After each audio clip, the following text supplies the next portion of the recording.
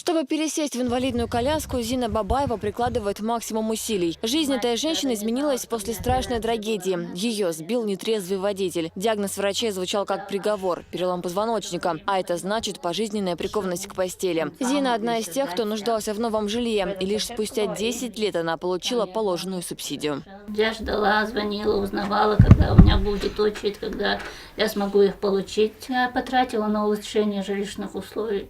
Поменяла крышу этого дома, в этом провела санузел, поставила кабинку, тут купила мебель, телевизор. Улучшение жилищных условий людей с ограниченными возможностями здоровья, а также семей, где есть дети-инвалиды, предусмотрено федеральным законом. Причем группа инвалидности не имеет никакого значения. Основной критерий – время постановки на учет. В Минтруде есть база данных на инвалидов, которые встали на учет на улучшение жилищных условий до 2005 года. Почему до 2005 года? Потому что после 2005 года эти полномочия по обеспечению жильем инвалидов и семей, имеющих детей-инвалидов, они переданы местным администрациям. В связи с этим мы реализуем ту программу, которая существовала до 2005 года.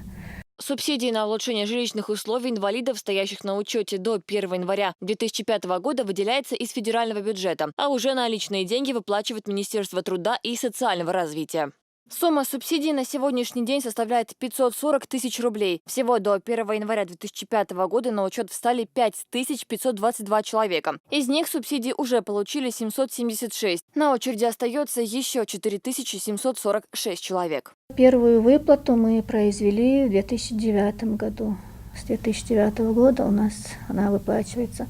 Но поскольку эта программа финансируется с федерального бюджета, то, естественно, выплатить разом не получается всем, потому что денег приходит очень мало.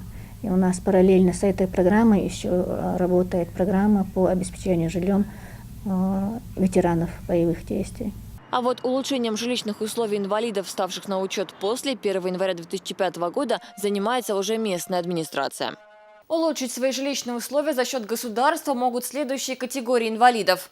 Проживающие в жилом помещении, которое не отвечает установленным санитарным и техническим нормам. В квартирах, которые заняты несколькими семьями, где имеются больные, страдающие тяжелыми формами некоторых хронических заболеваний, при которых совместное проживание с ними в одной квартире невозможно. В смежных комнатах по 2 и более семьи при отсутствии родственных отношений. В общежитиях, в съемном жилье муниципального и государственного значения, если квадратура на одного человека не соответствует заявленным государственным нормам. Подавать необходимые документы нужно либо в местную администрацию, либо через многофункциональный центр. Все заявления проверяет специальная комиссия, которая решает, нуждается ли гражданин в улучшении жилищных условий. Седа Сапарова, Адам Чекоев и Луиза Юнусова. Новости.